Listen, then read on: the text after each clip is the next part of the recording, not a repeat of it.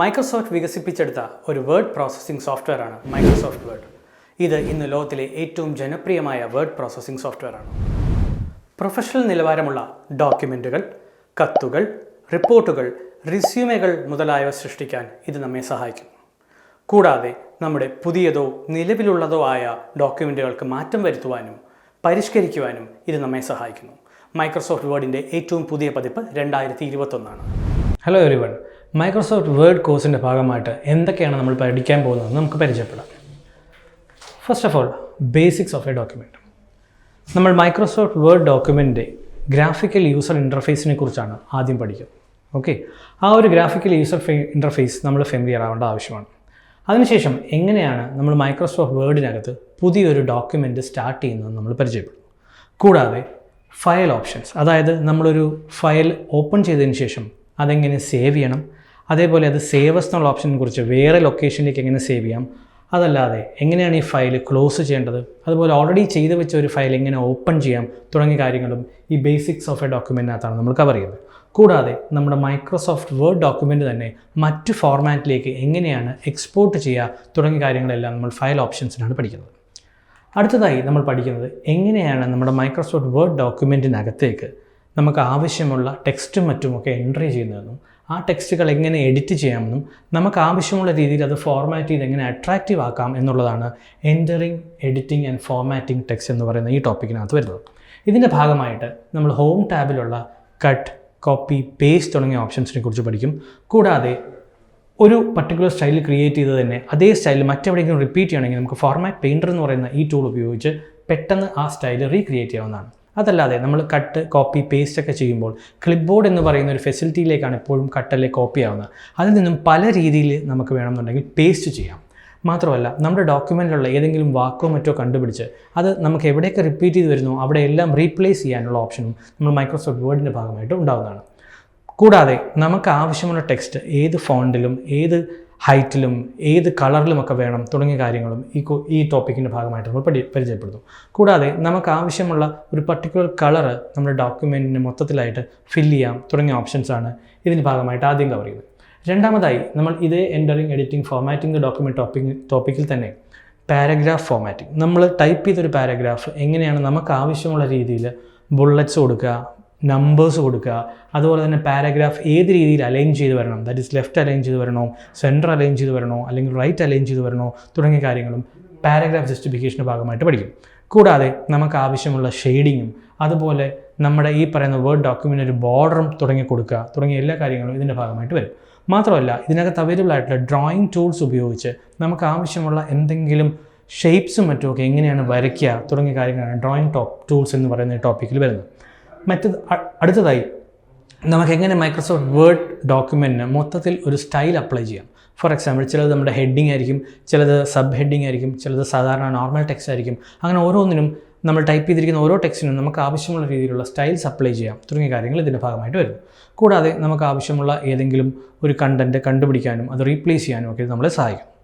അടുത്തതായി വരുന്നത് നമ്മുടെ മൈക്രോസോഫ്റ്റ് വേർഡ് ഡോക്യുമെൻറ്റിനകത്തേക്ക് പല രീതിയിലുള്ള കാര്യങ്ങൾ നമുക്ക് ഇൻസേർട്ട് ചെയ്യേണ്ടി വരും. ഉദാഹരണത്തിന് ചിലപ്പോൾ നമുക്ക് ചില ടാബുലർ ഡാറ്റ ആയിരിക്കും ഇൻസേർട്ട് ചെയ്യേണ്ടി വരുന്നത്. അപ്പോൾ നമുക്ക് ഇൻസേർട്ട് ടേബിൾസ് ഉപയോഗിച്ച് ആ പറയുന്ന ഡാറ്റ ഇൻസേർട്ട് ചെയ്യാവുന്നതാണ്. അതല്ലാതെ നമുക്ക് ചിലപ്പോൾ പിക്ചേഴ്സ് ആയിരിക്കും ഇൻസേർട്ട് ചെയ്യേണ്ടി വരിക. അതും നമുക്ക് പിക്ചേഴ്സ് ഇൻസേർട്ട് ചെയ്യാനുള്ള ഫെസിലിറ്റി അവൈലബിൾ ആണ്. കൂടാതെ നമുക്ക് ആവശ്യമുള്ള ചില ഷേപ്സ്, ചില ഐക്കൺസ്, ചില 3D മോഡൽസ്, ഇവയെല്ലാം തന്നെ നമുക്ക് എങ്ങനെ നമ്മുടെ മൈക്രോസോഫ്റ്റ് വേർഡ് ഡോക്യുമെൻറ്റിനകത്തേക്ക് ഇൻസേർട്ട് ചെയ്യുന്നു എന്ന് നമ്മൾ പഠിക്കും. കൂടാതെ സ്മാർട്ട് ആർട്ട് ഗ്രാഫിക്സ് വഴി കുറച്ച് അഡ്വാൻസ് ആയിട്ടുള്ള ടെക്സ്റ്റും ഗ്രാഫിക്സും കൂടെ കമ്പൈൻ ചെയ്തിട്ടുള്ള സ്മാർട്ട് ആർട്ട് ഗ്രാഫിക്സ് ഉപയോഗിച്ച് എങ്ങനെ ചില സ്ട്രക്ചേഴ്സും മറ്റുമൊക്കെ ചാർട്ടും മറ്റുമൊക്കെ നമുക്ക് ക്രിയേറ്റ് ചെയ്യാമെന്നുള്ളത് ഇതിൻ്റെ ഭാഗമായിട്ട് പഠിക്കുന്നതാണ്. കൂടാതെ ടാബുലർ ഡാറ്റയെ ബേസ് ചെയ്തിട്ടുള്ള ഗ്രാഫിക്കലായിട്ടുള്ള ചാർട്ടും മറ്റുമൊക്കെ കാണിക്കാനും നമ്മളിത് ഉപയോഗിക്കുന്നു. അടുത്തതായി നമ്മുടെ ഡോക്യുമെൻറ്റിന് ആവശ്യമുള്ള ഹെഡേഴ്സ്, ഫുട്ടേഴ്സ് തുടങ്ങിയ എങ്ങനെയാണ് ക്രിയേറ്റ് ചെയ്യുന്നത്, എങ്ങനെയാണ് ഇൻസേർട്ട് ചെയ്യുന്നത് നമ്മൾ ഈ കോഴ്സിൻ്റെ ഭാഗമായിട്ട് പഠിക്കുന്നുണ്ട്. കൂടാതെ നമ്മുടെ ഡോക്യുമെൻറ്റിൽ തന്നെ എക്സ്റ്റേണൽ ആയിട്ടുള്ള ഏതെങ്കിലും ഒരു ലിങ്കും മറ്റുമൊക്കെ എങ്ങനെ ഇൻസേർട്ട് ചെയ്യാം. മാത്രമല്ല ഒരു വേർഡിൻ്റെ തന്നെ മറ്റേതെങ്കിലും സൈഡിലേക്ക് നമുക്ക് എത്തണം എന്നുണ്ടെങ്കിൽ നമുക്കതിൽ ഏതെങ്കിലും വേർഡുമായിട്ടോ സെൻറ്റൻസുമായിട്ടോ ഒക്കെ അല്ലെങ്കിൽ ഒരു പേജുമായിട്ടോ ഒക്കെ നമുക്ക് വേണമെങ്കിൽ ഒരു ലിങ്ക് കൊടുക്കാം. അതിനെയാണ് നമ്മൾ ഹൈപ്പർ ലിങ്ക് എന്ന് പറയുന്നത്. ഓക്കെ. കൂടാതെ നമുക്ക് എവിടെ വേണമെങ്കിലും ടെക്സ്റ്റ് ടൈപ്പ് ചെയ്യാൻ വേണ്ടി നമുക്ക് ടെക്സ്റ്റ് ബോക്സ് എന്ന് പറയുന്ന ഫെസിലിറ്റി വേണം യൂസ് ചെയ്യാൻ. കൂടാതെ ആ ടെക്സ്റ്റ് ബോക്സിനകത്ത് നമുക്ക് പിക്ചേഴ്സും മറ്റൊക്കെ ഇൻസേർട്ട് ചെയ്യണമെങ്കിൽ ആ ടെക്സ്റ്റ് ബോക്സ് നമുക്ക് എവിടെ വേണമെങ്കിലും നമ്മുടെ ഡോക്യുമെൻ്റിൻ്റെ ഭാഗമായിട്ട് മൂവ് ചെയ്ത് വെക്കാൻ പറ്റുന്നതാണ്. അപ്പോൾ അതിനുള്ള ഫെസിലിറ്റിയാണ് ഇൻസേർട്ട് ടെക്സ്റ്റ് ബോക്സ് എന്ന് പറയുന്നത്. അടുത്തായി നമ്മൾ പഠിക്കാൻ പോകുന്ന ഡിസൈൻ ഓപ്ഷൻസ് ആണ്. നമ്മുടെ മൈക്രോസോഫ്റ്റ് വേർഡിനകത്ത് തന്നെ ഇൻബിൽട്ട് ആയിട്ടുള്ള പല തീംസും മറ്റുമൊക്കെ ഉപയോഗിച്ച് എങ്ങനെയാണ് നമ്മുടെ മൈക്രോസോഫ്റ്റ് വേർഡ് ഫയൽ കുറച്ചുകൂടെ മോടി പിടിപ്പിക്കാൻ പറ്റുക എന്നുള്ള കാര്യങ്ങളാണ് തീംസ് എന്ന് പറയുന്നത്. കൂടാതെ നമ്മുടെ ഡോക്യുമെൻറ്റിന് മൊത്തത്തിൽ ആവശ്യമുള്ള ഫോർമാറ്റിങ്ങും ഒക്കെ ചെയ്യാനും ഇത് നമ്മളെ സഹായിക്കുന്നു. കൂടാതെ നമ്മുടെ ഡോക്യുമെൻറ്റിന് ആവശ്യമുള്ള വാട്ടർ മാർക്കും മറ്റൊക്കെ ഇൻസേർട്ട് ചെയ്യും. ഉദാഹരണത്തിന് കോൺഫിഡൻഷ്യൽ, ഡു നോട്ട് കോപ്പി എന്നൊക്കെ പറഞ്ഞ് നമ്മൾ ചില ഡോക്യുമെൻറ്റ്സിലൊക്കെ കണ്ടിട്ടുണ്ടാവും. ഓക്കെ, അതേപോലെ കാര്യങ്ങൾ കൊടുക്കുന്നതിനാണ് നമ്മൾ വാട്ടർ മാർക്ക് എന്ന് പറയുന്നത്. കൂടാതെ നമുക്ക് നമ്മുടെ ആവശ്യമുള്ള പേജിന് ഇഷ്ടമുള്ള കളർ, ചില പേജസിന് ചില കളറും ചില പേജസിന് വേറെ കളറും ഒക്കെ കൊടുക്കാൻ പറ്റുന്നതാണ്. സാധാരണ നമ്മളെപ്പോഴും വെള്ള കളറിലാണ് ഒരു ഡോക്യുമെൻറ്റ് കാണുന്നത് അല്ലേ. അതിന് പകരം നമുക്ക് ആവശ്യമുള്ള പേജ് കളറും അതുപോലെ പേജ് ബോർഡേഴ്സും ഒക്കെ കൊടുക്കുന്നത് എങ്ങനെയാണെന്ന് നമ്മൾ പഠിക്കും. കൂടാതെ നമ്മുടെ ഡോക്യുമെൻറ്റ് ടൈപ്പ് ചെയ്തിട്ടുണ്ടെങ്കിൽ അതിൻ്റെ ഡോക്യുമെൻറ്റിൻ്റെ മൊത്തം കണ്ടൻസ് നമ്മുടെ ഫസ്റ്റ് പേജിലായിട്ട് ടേബിൾ ഓഫ് കണ്ടൻസ് ആയിട്ട് നമുക്ക് കൊടുക്കാൻ വേണ്ടി ഇൻസേർട്ട് ടേബിൾ ഓഫ് കണ്ടൻസ് എന്ന് പറയുന്ന ഓപ്ഷൻ നമുക്ക് യൂസ് ചെയ്യാവുന്നതാണ്. അതേപോലെ തന്നെ നമ്മുടെ ഈ ഒരു ഡോക്യുമെൻറ്റിനകത്ത് നമ്മൾ പലപ്പോഴും ചില പിക്ചേഴ്സും ഫിഗേഴ്സും ഒക്കെ ആഡ് ചെയ്തിട്ടുണ്ടാവും അല്ലേ.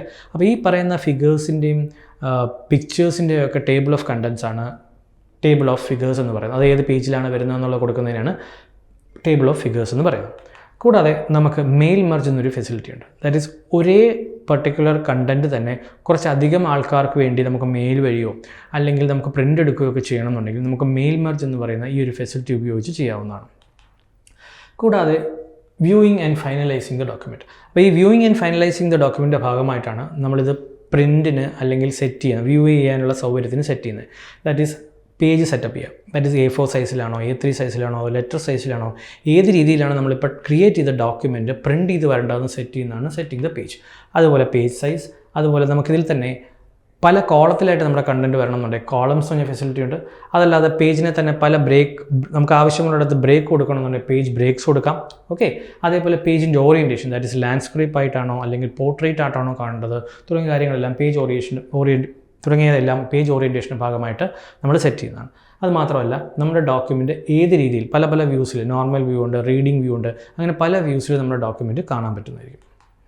കൂടാതെ നമുക്കിത് പ്രിൻറ്റ് ചെയ്യണം. അപ്പോൾ പ്രിൻറ്റ് ചെയ്യാനുള്ള പ്രിൻറ്റ് പ്രിവ്യൂ കണ്ടിട്ട് നമ്മൾ ഏത് പേപ്പർ സൈസിലേക്കാണ് അല്ലെങ്കിൽ ഡയറക്റ്റ്ലി പ്രിൻറ്റ് ചെയ്യണോ അതോ നമ്മളത് വേണമെന്നുണ്ടെങ്കിൽ നമുക്ക് പ്രിൻറ്റ് ചെയ്യുമ്പോൾ തന്നെ PDF ആയിട്ട് പ്രിൻറ്റ് ചെയ്യാം തുടങ്ങിയ ഓപ്ഷൻസ് എല്ലാം നമ്മൾ വരുന്നത് വ്യൂയിങ് ആൻഡ് ഫൈനലൈസിങ് ദ ഡോക്യുമെൻറ്റിലാണ്. ഇന്ന് നമ്മൾ പരിചയപ്പെടാൻ പോകുന്നത് മൈക്രോസോഫ്റ്റ് വേർഡ് എന്ന് പറയുന്ന ആപ്ലിക്കേഷനെ കുറിച്ചാണ്.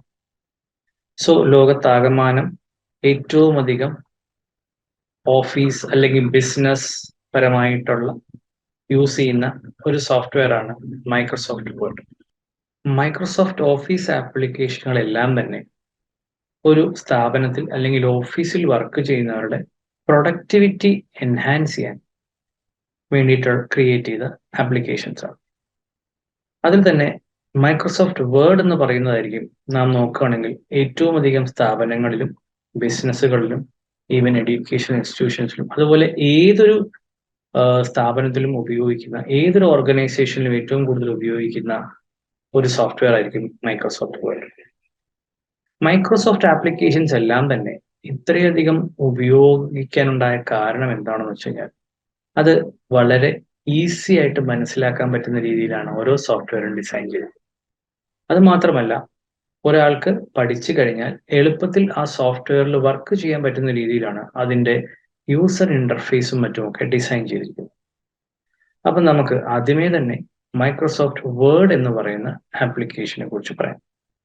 മൈക്രോസോഫ്റ്റ് വേർഡ് എന്ന് പറയുന്നത് ഒരു വേർഡ് പ്രോസസ്സിംഗ് സോഫ്റ്റ്വെയർ ആണ്. വേർഡ് പ്രോസസ്സിംഗ് എന്ന് പറഞ്ഞു കഴിഞ്ഞാൽ നമുക്ക് എന്തെങ്കിലും ഡോക്യുമെന്റ്സോ മറ്റും പ്രിപ്പയർ ചെയ്യണമെന്നുണ്ടെങ്കിൽ പണ്ട് കാലങ്ങളിൽ നമ്മൾ ടൈപ്പ് റൈറ്ററിലായിരുന്നു പലതും ടൈപ്പ് ചെയ്തിരുന്നത്. എന്നാൽ ഇന്ന് നമ്മൾ എല്ലാം തന്നെ കമ്പ്യൂട്ടർ അധിഷ്ഠിതമായിട്ടാണ് ചെയ്യുന്നത്. അങ്ങനെ കമ്പ്യൂട്ടർ അധിഷ്ഠിതമായിട്ട് എന്തെങ്കിലും ഡോക്യുമെന്റ്സ് പ്രിപ്പയർ ചെയ്യാൻ ലോകത്താകമാനം ഏറ്റവും പരിചിതമായിട്ടുള്ള ഒരു സോഫ്റ്റ്വെയർ ആണ് വേർഡ്. സോ വേർഡ് എന്ന് പറയുന്നത് ഒരു വേർഡ് പ്രോസസ്സിംഗ് സോഫ്റ്റ്വെയർ ആണ്. അപ്പം നമ്മളുടെ ഡേ ടു ഡേ ലൈഫിൽ ആവശ്യമുള്ള പല ഡോക്യുമെന്റ്സും പ്രിപ്പയർ ചെയ്യാൻ വേണ്ടി നമുക്ക് മൈക്രോസോഫ്റ്റ് വേർഡ് ഉപയോഗിക്കാം. ഉദാഹരണത്തിന് ഒരു ലെറ്റർ ഡ്രാഫ്റ്റ് ചെയ്യണം, അല്ലെങ്കിൽ നമുക്ക് എന്തെങ്കിലും നോട്ട്സ് പ്രിപ്പയർ ചെയ്യണം തുടങ്ങിയ ഈ പറയുന്ന എല്ലാ കാര്യങ്ങൾക്കും നമുക്ക് മൈക്രോസോഫ്റ്റ് വേർഡ് ഉപയോഗിക്കാവുന്നതാണ്. അപ്പം നമുക്ക് മൈക്രോസോഫ്റ്റ് വേർഡ് എന്ന് പറയുന്ന സോഫ്റ്റ്വെയറിന്റെ ഇന്റർഫേസും അതിലെ ചില കമാൻഡ്സുകളും നമുക്ക് പരിചയപ്പെടാം. ഓക്കെ, അപ്പം നമ്മളുടെ സിസ്റ്റം എന്ന് പറയുമ്പോൾ ഡെസ്ക്ടോപ്പ് ആവാം, അല്ലെങ്കിൽ ലാപ്ടോപ്പ് ആവാം. നമ്മുടെ ലാപ്ടോപ്പിൽ ഈ പറയുന്ന മൈക്രോസോഫ്റ്റ് സോഫ്റ്റ്വെയർ ഇൻസ്റ്റാൾ ചെയ്തിട്ടുണ്ടെങ്കിൽ സാധാരണഗതിയിൽ നമ്മുടെ ഡെസ്ക്ടോപ്പിൽ അതിൻ്റെ ഒരു ഐക്കൺ കാണാവുന്നതാണ്. ഓക്കെ, ഒരു ഷോർട്ട് കട്ട് ഐക്കൺ കാണാവുന്നതാണ്. അതല്ലാന്നുണ്ടെങ്കിൽ നമുക്കിവിടെ വിൻഡോസിൽ വന്ന് ക്ലിക്ക് ചെയ്യുകയാണെങ്കിൽ ഇവിടെ ആൽഫബറ്റിക്കൽ ഓർഡറിൽ നമ്മളുടെ ഇൻസ്റ്റാൾ ചെയ്ത എല്ലാ ആപ്പുകളും കാണാവുന്നതാണ്. ഓക്കെ, അപ്പോൾ ഇവിടെ നോക്കുകയാണെങ്കിൽ നമ്മൾ W എന്ന് പറയുന്നതിനകത്ത് വരുമ്പോൾ നമുക്കിവിടെ വേർഡ് എന്ന് പറയുന്ന ആപ്ലിക്കേഷൻ കാണാവുന്നതാണ്. ഇനി അതുമല്ല എന്നുണ്ടെങ്കിൽ പുതിയ വിൻഡോസ് വേർഷൻസിലെല്ലാം ഇവിടെ താഴെ ഒരു സെർച്ച് എന്ന് പറയുന്ന ഒരു ബട്ടൺ കാണാവുന്നതാണ്. ഓക്കെ, അപ്പൊ ഈ സെർച്ച് എന്ന് പറയുന്ന ബട്ടണിൽ നമ്മൾ ടൈപ്പ് ചെയ്ത് കൊടുക്കുകയാണെങ്കിൽ അതിലെ 3-4 ക്യാരക്ടേഴ്സ് ടൈപ്പ് ചെയ്ത് കൊടുക്കുകയാണെങ്കിൽ ആ ക്യാരക്ടേഴ്സിലുള്ള എല്ലാ ആപ്പുകളും കാണിക്കും. അതിൽ നിന്നും ആ ആപ്പ് നമുക്ക് സെലക്ട് ചെയ്യാവുന്നതാണ്. ഉദാഹരണത്തിന് വേർഡിന് WORD എന്ന് ടൈപ്പ് ചെയ്യാം. അപ്പൊ തന്നെ നമുക്കിവിടെ വേർഡ് എന്ന് പറയുന്ന ആപ്പും അതുപോലെ ഇവിടെ നമുക്ക് വേർഡ് എന്ന് പറയുന്ന ആപ്പിന്റെ ഓപ്പൺ ചെയ്യാൻ വേണ്ടിയിട്ടുള്ള ആ ലിങ്ക് കിട്ടുന്നതാണ്. ഓക്കെ, അപ്പൊ ഇവിടെ നമ്മൾ ക്ലിക്ക് ചെയ്യാം. അപ്പൊ ക്ലിക്ക് ചെയ്യുമ്പോൾ സ്വാഭാവികമായിട്ടും നമ്മുടെ ആപ്പ് നമ്മുടെ ഹാർഡ് ഡിസ്കിൽ നിന്ന് ലോഡ് ചെയ്ത് നമ്മുടെ സ്ക്രീനിലേക്ക് ലോഡായി വന്നിട്ടുണ്ട്. അപ്പം ഇപ്പം മൈക്രോസോഫ്റ്റ് വേർഡ് ഓപ്പൺ ചെയ്ത് വരുമ്പം ഈ ഒരു സ്ക്രീൻ ആയിരിക്കും നമുക്ക് ആദ്യമേ തന്നെ കാണാൻ കഴിയും. അതിൽ ഇവിടെ ഹോം എന്ന് പറയുന്ന ഒരു ഓപ്ഷൻ ഉണ്ട്, ഇവിടെ ന്യൂ എന്ന് പറയുന്ന മറ്റൊരു ഓപ്ഷൻ ഉണ്ട്, അതേപോലെ ഓപ്പൺ എന്ന് പറയുന്ന ഓപ്ഷൻ ഉണ്ട്. അതിൽ ഹോം എന്ന് പറയുന്ന ഓപ്ഷനിലാണ് നമ്മൾ വന്ന് നിൽക്കുക ഫസ്റ്റ് ഓപ്പൺ ചെയ്യുമ്പോൾ. അതിൽ തന്നെ ഇവിടെ നമുക്ക് പുതിയ ഡോക്യുമെന്റ്സ് ഓപ്പൺ ചെയ്യാനുള്ള ഓപ്ഷൻസ് ഇവിടെ അവൈലബിൾ ആണ്. അപ്പം അതിനോടൊപ്പം തന്നെ താഴേക്ക് നമ്മൾ നോക്കുകയാണെങ്കിൽ നമ്മൾ ഈ അടുത്ത കാലത്ത് ഉപയോഗിച്ച ഡോക്യുമെന്റ്സ് ഓരോന്നായിട്ട് ഇവിടെ ലിസ്റ്റ് ചെയ്ത് കാണിക്കുന്നുണ്ടാവും. ഓക്കെ, അപ്പം നമുക്ക് ഹോം എന്ന് പറയുന്ന ടാബിൽ നിന്നും നമുക്ക് വേണമെങ്കിൽ പുതിയൊരു ഡോക്യുമെന്റ് ഓപ്പൺ ചെയ്യാം. അതേപോലെ തന്നെ ന്യൂ എന്ന് പറയുന്ന ഈ ഓപ്ഷനിൽ വരികയാണെങ്കിൽ നമ്മൾ നെറ്റിൽ കണക്റ്റഡ് ആണെന്നുണ്ടെങ്കിൽ ഇവിടെ പല പല ഡോക്യുമെന്റ്സ് നമുക്ക് ഇന്റർനെറ്റിൽ നിന്നും സെർച്ച് ചെയ്യാനും ഡൗൺലോഡ് ചെയ്യാനുമുള്ള ഓപ്ഷൻ വരും. അപ്പൊ ശ്രദ്ധിക്കുക, നമ്മൾ ഇന്റർനെറ്റിൽ കണക്റ്റഡ് ആയിരിക്കണം, എന്നാലേ നമുക്ക് ഈ പറയുന്ന ഓപ്ഷൻസ് എല്ലാം അവൈലബിൾ ആയിരിക്കും. ഫോർ എക്സാമ്പിൾ ഇവിടെയാണ് നമ്മൾ നെറ്റിലുള്ള ടെംപ്ലേറ്റ്സ് സെർച്ച് ചെയ്യുന്ന സ്ഥലം. ഓക്കെ, അപ്പൊ ഇവിടെ ഓൾറെഡി ബിസിനസ് റിലേറ്റഡ് ആയിട്ടുള്ളത് കാർഡ്സ്, അതുപോലെ ഫ്ലയേഴ്സ്, ലെറ്റേഴ്സ്, എഡ്യൂക്കേഷൻ തുടങ്ങി കുറച്ച് കാറ്റഗറീസ് ഇവിടെ ഓൾറെഡി അവൈലബിൾ ആണ്. അതിൽ ഉദാഹരണത്തിന് നമുക്ക് ചില സാമ്പിൾ റെസ്യൂമേസ് ആണ് വേണ്ടെങ്കിൽ ഇവിടെ റെസ്യൂമേ എന്ന് ടൈപ്പ് ചെയ്ത് വെക്കുക. അപ്പോൾ ഈ പറയുന്ന ഇപ്പോൾ നെറ്റിൽ റിയൽ ടൈമിൽ സെർച്ച് ചെയ്തിട്ട് നമുക്ക് അത് കുറച്ച് റെസ്യൂമേസ് കാണിച്ചു തരും. അത് ക്ലിക്ക് ചെയ്ത് നമുക്ക് നമ്മുടെ സിസ്റ്റത്തിലേക്ക് ഡൗൺലോഡ് ചെയ്ത് അതിൽ വേണ്ട എഡിറ്റിംഗ് ഒക്കെ വരുത്തി നമുക്ക് ഉപയോഗിക്കാവുന്നതാണ്. അതിനെക്കുറിച്ച് നമ്മൾ ഡീറ്റെയിൽ ആയിട്ട് പിന്നീട് പഠിക്കുന്നു. ഇനി ഓപ്പൺ എന്ന് പറയുന്നത് നമ്മൾ ഓൾറെഡി നമ്മുടെ ഹാർഡ് ഡിസ്കിൽ അല്ലെങ്കിൽ നമ്മുടെ ലാപ്ടോപ്പിൽ അല്ലെങ്കിൽ സിസ്റ്റത്തിൽ സേവ് ചെയ്ത് വെച്ചിരിക്കുന്ന ഏതെങ്കിലും ഒരു ഡോക്യുമെന്റ് തുറന്ന് അതിൽ വർക്ക് ചെയ്യാൻ വേണ്ടിയാണ് നമ്മൾ ഓപ്പൺ എന്ന് പറയുന്ന ഓപ്ഷൻസ് യൂസ് ചെയ്യുക. അതിൽ തന്നെ നമ്മൾ റീസെന്റ് ഉപയോഗിച്ച ഡോക്യുമെന്റ്സ് ഇവിടെ നമുക്ക് കാണാൻ കഴിയുന്നതാണ് ഓരോന്നായിട്ട്. അതുങ്ങളുടെ പേര് ഇവിടെ കാണിക്കുന്നതായിരിക്കും. നമുക്ക് എന്തായാലും ഹോം എന്ന് പറയുന്ന ഈ ഒരു ടാബിലേക്ക് ചെല്ലാം. അവിടെ ആദ്യമേ തന്നെ നമുക്ക് മൈക്രോസോഫ്റ്റിന്റെ ഗ്രാഫിക്കൽ യൂസർ ഇന്റർഫേസ് അല്ലെങ്കിൽ GUI ഒന്ന് പരിചയപ്പെടാം. ആദ്യം ഞാൻ ബ്ലാങ്ക് ഡോക്യുമെന്റ് എന്ന് പറയുന്നതിൽ ക്ലിക്ക് ചെയ്യാം. ഈ ബ്ലാങ്ക് ഡോക്യുമെന്റ് എന്ന് പറയുന്നതിൽ ക്ലിക്ക് ചെയ്യുമ്പോൾ എനിക്ക് കംപ്ലീറ്റ്ലി ഫ്രഷ് ആയിട്ടുള്ള പുതിയ ഒരു ഡോക്യുമെന്റ് ഓപ്പൺ ചെയ്ത് വരും. അതിലെ നമ്മുടെ ഈ ഒരു ഇന്റർഫേസ് നമുക്ക് ആദ്യം ഒന്ന് പരിചയപ്പെടാം. ഈ മുകളിൽ കാണുന്നതാണ് ടൈറ്റിൽ ബാർ. ഓക്കെ, അപ്പം ഏതൊരു വേർഡ് ഫയലും ഒരു ഡോക്യുമെന്റ് ആയിട്ടാണ് ഓപ്പൺ ആയി വരുന്നത്. അപ്പൊ ഇപ്പം ഇതിൽ കാണുന്നത് document 1 വേർഡ് എന്നുള്ള പേരിൽ ടൈറ്റിൽ ബാറിൽ കാണും. ദെൻ അതിന്റെ താഴെ വന്നു കഴിഞ്ഞാൽ file, home, insert, draw, design എന്നൊക്കെ പറയുന്ന ടാബുകൾ. ഈ ഓരോ ടാബിലും നമ്മൾ ക്ലിക്ക് ചെയ്യുമ്പോൾ ആ ടാബുമായിട്ട് അനുബന്ധമുള്ള കമാൻഡ്സ് അതിന്റെ താഴേക്ക് കാണാവുന്നതാണ്. അപ്പൊ ഇതിനെ മൊത്തത്തിൽ ഈ ഒരു ഏരിയയെ നമ്മൾ റിബൺ എന്നാണ് പറയുന്നത്. ഓക്കെ, മൈക്രോസോഫ്റ്റ് ലേറ്റസ്റ്റ് ആയിട്ട് 2013 മുതൽ ഇങ്ങോട്ടേക്ക് വന്ന എല്ലാത്തിലും ഈ റിബൺ ഇന്റർഫേസ് ആണ് അവർ യൂസ് ചെയ്തിരിക്കുന്നത്. ഓക്കെ. അപ്പൊ ഈ ഹോം, ഇൻസേർട്ട്, ഡ്രോ എന്നൊക്കെ പറയുന്നത് ടാബുകളാണ്. അതിന്റെ കീഴിൽ നമുക്ക് റിബൺസ് ഉണ്ട്. റിബൺസിൽ തന്നെ മറ്റ് കമാൻഡ്സ് ആക്സസ് ചെയ്യാനുള്ള വീണ്ടും സബ് ടാബ്സ് ഉണ്ടാവും. ദെൻ ഇവിടെയാണ് നമ്മളുടെ ഡോക്യുമെന്റ് ഏരിയ. ഈ വൈറ്റ് ഏരിയ ആണ് നമ്മുടെ ഡോക്യുമെന്റ് ഏരിയ. ഇവിടെയാണ് നമുക്ക് ആവശ്യമുള്ള ഡോക്യുമെന്റ്സും മറ്റുമൊക്കെ നമ്മൾ ടൈപ്പ് ചെയ്യുന്നത്. ഓക്കെ. അത് മാത്രമല്ല, നമ്മുടെ പേപ്പറിന്റെ സൈസിനനുസരിച്ച് നമുക്കിവിടെ ഒരു മാർജിനും അതേപോലെ ഇവിടെ ഒരു റൂളറും കാണാവുന്നതാണ്. അതിനോടൊപ്പം ഇവിടെ വലതുവശത്ത് നമ്മുടെ ഡോക്യുമെന്റ് സ്ക്രോൾ ചെയ്യാൻ മുകളിലേക്കും താഴേക്കും മൂവ് ചെയ്യാൻ പറ്റുന്ന ടൂൾ ബാർസും ഇവിടെ അവൈലബിൾ ആയിരിക്കും. ഓക്കെ. ഇനി ഏതൊരു ഡോക്യുമെന്റ്, ബാക്കിയുള്ള ഓരോ ഓപ്ഷൻസും നമ്മൾ ഓരോന്നും പഠിക്കുന്ന വഴിക്ക് പുതിയ പുതിയ ഓപ്ഷൻസ് പഠിച്ചു കഴിഞ്ഞാൽ നമ്മൾ ഏതൊരു കമ്പ്യൂട്ടറിൽ ചെയ്യുന്ന ഏതൊരു ആപ്ലിക്കേഷനിൽ ഓപ്പൺ ചെയ്തൊരു ഫയലാണെങ്കിലും നമ്മൾ ആദ്യം അത് സേവ് ചെയ്യണം. കാരണം ഇതെല്ലാം ഇലക്ട്രോണിക് ഉപകരണങ്ങളാണ്. എന്തെങ്കിലും ചെറിയ പവർ ഫ്ലക്ച്വേഷൻസോ സിസ്റ്റത്തിന്റെ പ്രോബ്ലമോ ഒക്കെ കൊണ്ട് ചിലപ്പം നമ്മൾ ചെയ്തുകൊണ്ടിരിക്കുന്ന ഡോക്യുമെന്റ് സ്റ്റക്ക് ആവാനും അതേപോലെ തിരിച്ച് ഓപ്പൺ ആയി വരാത്ത സാഹചര്യമൊക്കെ ഉണ്ടാവും. പവർ ഫെയിലിയറോ അതേപോലുള്ള കാര്യങ്ങൾ. അപ്പൊ നമ്മൾ ഒരിക്കലെങ്കിലും കുറച്ചെങ്കിലും സേവ് ചെയ്തിട്ടുണ്ടെങ്കിൽ അതുവരെയുള്ള കാര്യങ്ങളെങ്കിലും നമുക്ക് റിക്കവർ ചെയ്യാൻ പറ്റും. ഓക്കെ. പൂർണ്ണമായിട്ടും റിക്കവർ ചെയ്യാൻ പറ്റും നമ്മൾ ഇതിന്റെ ഒരു ബാക്കപ്പ് ക്രിയേറ്റ് ചെയ്തിട്ടുണ്ടെങ്കിൽ. അപ്പം നമുക്ക് ആദ്യമേ തന്നെ ചെയ്യേണ്ടത്, നിങ്ങൾ എപ്പോഴും ചെയ്യേണ്ടത്, എല്ലാവരും വിചാരിക്കുന്ന കാര്യം ഞാൻ ഇത് മുഴുവൻ ടൈപ്പ് ചെയ്തതിന് ശേഷം അല്ലെങ്കിൽ ഒരു ഡോക്യുമെന്റ് മുഴുവൻ ക്രിയേറ്റ് ചെയ്തതിന് ശേഷം പേര് കൊടുത്ത് സേവ് ചെയ്യാമെന്നാണ്. ഒരിക്കലും അങ്ങനെ ചെയ്യരുത്. നമ്മൾ ആദ്യമേ ഒരു ഡോക്യുമെന്റ് അല്ലെങ്കിൽ ഒരു ആപ്ലിക്കേഷൻ ഓപ്പൺ ചെയ്യുമ്പം ആദ്യം തന്നെ നമുക്ക് മനസ്സിലാക്കാൻ പറ്റുന്ന, പെട്ടെന്ന് തിരഞ്ഞെടുക്കാൻ പറ്റുന്ന രീതിയിലുള്ള ഒരു പേര് കൊടുത്തിട്ട് വേണം സേവ് ചെയ്യാൻ. ഓക്കെ. അപ്പൊ നമ്മൾ ഡോക്യുമെന്റ് സേവ് ചെയ്യുന്നത് ഫയൽ എന്ന് പറയുന്ന മെനുവിൽ പോയി നമ്മൾ സേവ് എന്ന് പറഞ്ഞ ഓപ്ഷൻ ക്ലിക്ക് ചെയ്യാം. ഇത് നമുക്ക് തിരിച്ച് പഴയ നമ്മുടെ സ്ക്രീനിലേക്ക് പോകണമെങ്കിൽ ഈ ബാക്ക് ആരോ യൂസ് ചെയ്താൽ മതി. ഓക്കെ. ഇപ്പൊ നമ്മളിവിടെ നോക്കുകയാണെങ്കിൽ ഡോക്യുമെന്റ് 1 എന്നുള്ള പേരിലാണ് വരിക. നമ്മൾ ഇനി ഒരു ഡോക്യുമെന്റ് ഓപ്പൺ ചെയ്യുകയാണെങ്കിൽ ഡോക്യുമെന്റ് 2, ഡോക്യുമെന്റ് 3 എന്നുള്ള പേര് വരും. നമ്മളൊരു ഫയലിന് പേര് കൊടുത്ത് സേവ് ചെയ്യാത്രത്തോളം കാലം അതിങ്ങനെ ഡോക്യുമെന്റ് 1, 2, 3, 4 എന്നുള്ള പേരിൽ ഓപ്പൺ ആയിക്കൊണ്ടിരിക്കും. ഇപ്പം നമ്മൾ ഈ പറയുന്ന പർട്ടിക്കുലർ ഡോക്യുമെന്റിന് ഒരു പേര് കൊടുത്ത് സേവ് ചെയ്യുന്നു. അപ്പൊ ഈ ഡോക്യുമെന്റ് 1 എന്ന് പറയുന്ന സ്ഥാനത്ത് നമ്മൾ കൊടുത്ത ഫയലിന്റെ പേര് കാണാവുന്നതാണ്. ഓക്കെ. സോ ഫയൽ എടുക്കുക, സേവ് കൊടുക്കുക. ഇനി നമ്മൾ എവിടെയാണ് സേവ് ചെയ്യുന്നത് എന്നുള്ളത് ഇവിടെ ലെഫ്റ്റ് സൈഡിലുള്ള ഈ ഒരു നാവിഗേഷൻ മെനുവിൽ നിന്നും നമ്മൾ സെലക്ട് ചെയ്യണം. ദിസ് പി സി എന്ന് പറയുന്ന ഈ കമ്പ്യൂട്ടർ. അതല്ലാന്നുണ്ടെങ്കിൽ ബ്രൗസ് എന്ന് പറഞ്ഞ ഓപ്ഷൻ കൊടുക്കാം. ഇപ്പൊ ബ്രൗസ് ചെയ്ത് വരുമ്പോൾ ഡയലോഗ് ബോക്സ് വരും. അതിൽ ഇവിടെ ലെഫ്റ്റിൽ നിന്നും ദിസ് പി സി ചൂസ് ചെയ്യാം, അല്ലെങ്കിൽ ഡെസ്ക്ടോപ്പ് ചൂസ് ചെയ്യാം.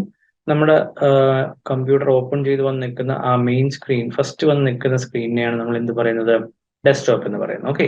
അതല്ലാതെ വിൻഡോസിന്റെ ഭാഗമായിട്ടുള്ള ഡോക്യുമെന്റ്സ് ഉണ്ടാകും, ഡൗൺലോഡ്സ് പറഞ്ഞ ഫോൾഡർ ഉണ്ടാവും, അതല്ലെങ്കിൽ വേറെ ഹാർഡ് ഡിസ്കിലുള്ള CDE എന്നൊക്കെ പറയുന്ന മറ്റ് ഫോൾഡേഴ്സ് ഉണ്ടാവും. എപ്പോഴും നമുക്ക് നമ്മുടെ ഡോക്യുമെന്റ് ഏതെങ്കിലും ഒരു പർട്ടിക്കുലർ ലൊക്കേഷനിൽ നമ്മുടേതായിട്ടുള്ള ഒരു പേര് കൊടുത്തിട്ട് ഒരു ഫോൾഡറിനകത്തേക്ക് സേവ് ചെയ്യുന്നതാണ് എപ്പോഴും ഒരു നല്ല ശീലം എന്ന് പറയുന്നത്. It is the best practice. So ഞാനിപ്പം ന്യൂ ഫോൾഡർ ഇവിടെ ക്രിയേറ്റ് ചെയ്യാം. ഓക്കെ. അപ്പൊ ന്യൂ ഫോൾഡർ എന്ന് പറയുമ്പോൾ പുതിയൊരു ഫോൾഡർ. നമ്മൾ ചെയ്യുന്ന വർക്കുകളെല്ലാം ഒരു പർട്ടിക്കുലർ ലൊക്കേഷനിൽ തന്നെ സുരക്ഷിതമായിട്ട് സേവ് ചെയ്ത് വെക്കാൻ വേണ്ടി നമുക്ക് ഫോൾഡർ ഉപയോഗിക്കുക എന്നാണ്. ഓക്കെ. അപ്പൊ ആദ്യം തന്നെ നമ്മളൊരു ഫോൾഡർ ക്രിയേറ്റ് ചെയ്യുമ്പോൾ ന്യൂ ഫോൾഡർ എന്നുള്ള പേരിലാണ് വരിക. അത് നമുക്ക് ആവശ്യമുള്ള പേര് കൊടുക്കാവുന്നതാണ്. ഓക്കെ. ഫോർ എക്സാമ്പിൾ ഞാൻ ഇതിന് MS Word എന്ന് പേര് കൊടുക്കും. അപ്പം ഞാൻ ചെയ്യുന്ന എല്ലാ ഡോക്യുമെന്റ്സും ഈ MS Word എന്ന് പറയുന്ന ഫോൾഡറിൽ സേവ് ചെയ്യാനാണ് എനിക്ക് ആഗ്രഹം. അപ്പൊ ഞാൻ MS ഫോൾഡർ എന്ന് പറഞ്ഞ് ക്രിയേറ്റ് ചെയ്ത ഫോൾഡർ ഡബിൾ ക്ലിക്ക് ചെയ്ത് കഴിഞ്ഞാൽ ഞാനിപ്പോൾ നിൽക്കുന്നത് ഡെസ്ക്ടോപ്പിൽ MS Word എന്ന് പറയുന്ന ഫോൾഡറിനകത്താണ്. ഇനി ഇവിടെ നമ്മൾ ഫോൾഡറിനകത്തേക്കുള്ള ഡോക്യുമെന്റിന് ഒരു പേര് കൊടുക്കണം. ഓക്കെ. അപ്പൊ നിങ്ങൾക്ക് ഇഷ്ടമുള്ള, പെട്ടെന്ന് മനസ്സിലാക്കാൻ പറ്റുന്ന, പെട്ടെന്ന് സെർച്ച് ചെയ്ത് കണ്ടുപിടിക്കാൻ പറ്റുന്ന ഒരു പേര് കൊടുക്കുന്നതാണ് എപ്പോഴും നല്ലത്. ഓക്കെ. നമ്മൾ ഇന്നിപ്പോൾ കൊടുക്കുന്നത് ഒരു ഇൻട്രോ, മൈക്രോസോഫ്റ്റ് വേർഡിന്റെ ഇൻട്രൊഡക്ഷൻ ആയതുകൊണ്ട് ഇൻട്രോ എന്നുള്ള പേരിൽ ഞാനിതൊരു വേർഡ് ഡോക്യുമെന്റ് ആയിട്ട് എന്ത് ചെയ്യാണ്, സേവ് ചെയ്യാണ്.